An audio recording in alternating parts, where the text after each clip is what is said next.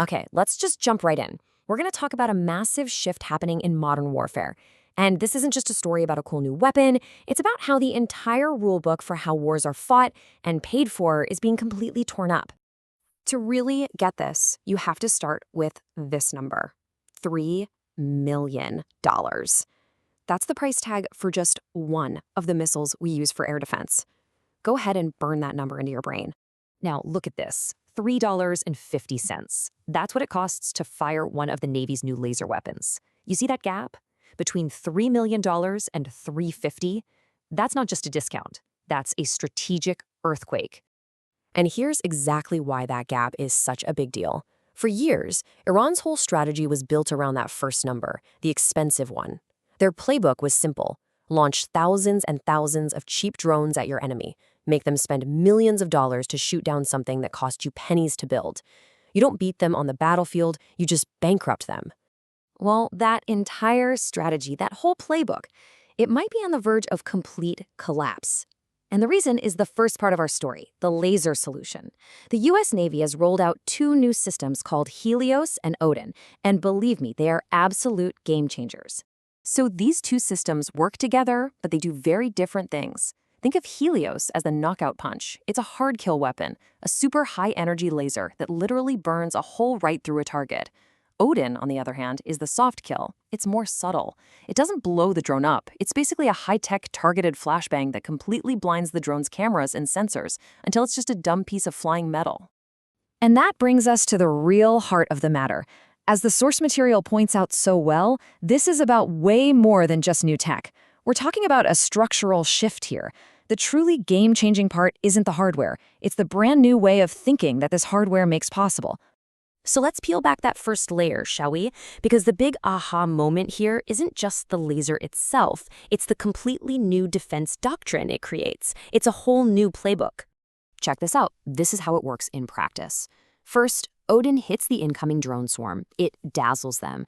The drones don't just drop out of the sky. They get confused, they slow down, they become these wobbly, predictable, easy targets.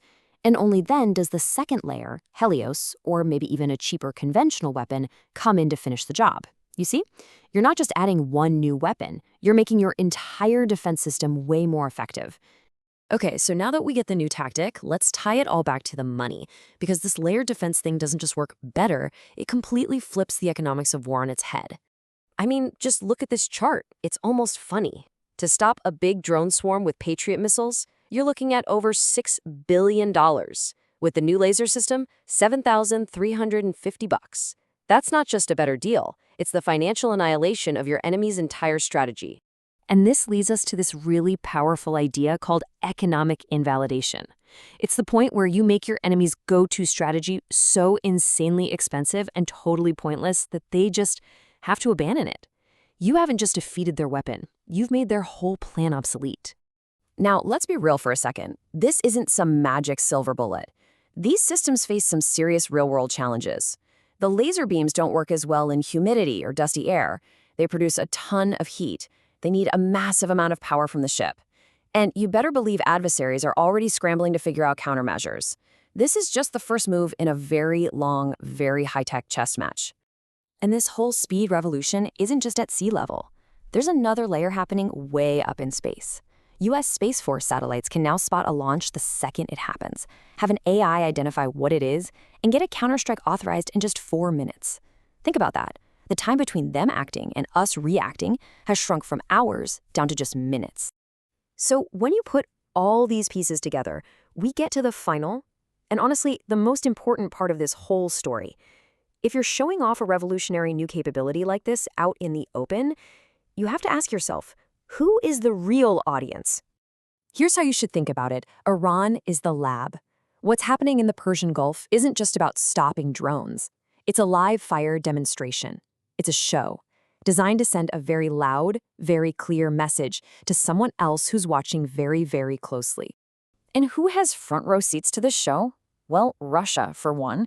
Their entire war effort in Ukraine is leaning heavily on these exact kinds of drones. But the real VIP in the audience is China. They have poured billions into the idea of using massive drone swarms to control the Pacific. For both of them, the core belief was always that lots of cheap stuff can beat a few expensive things. This new laser defense system looks that assumption right in the eye and challenges it. So what happens next? When you make a move this big, it creates some pretty powerful ripple effects that are going to be felt in boardrooms and military headquarters all over the world. For the defense industry, if you make missiles, you're probably sweating a bit right now. If you're in lasers, you're looking at a huge opportunity. For U.S. allies, it's crunch time. You either spend the big bucks to upgrade your ships for lasers, or you get left behind. For smaller proxy groups, their favorite tactic of overwhelming defenses just got a lot harder and more expensive. This could even make global shipping safer through places like the Red Sea. So the main takeaway here is pretty clear. What started out as a single new weapon, one that cost just a few bucks to fire, is now forcing a massive global rethink of everything from defense budgets to international alliances. And that leaves us with one final and absolutely critical question. The strategic chessboard has just been completely reset. The old moves don't work anymore. So the question is, what is China's next move?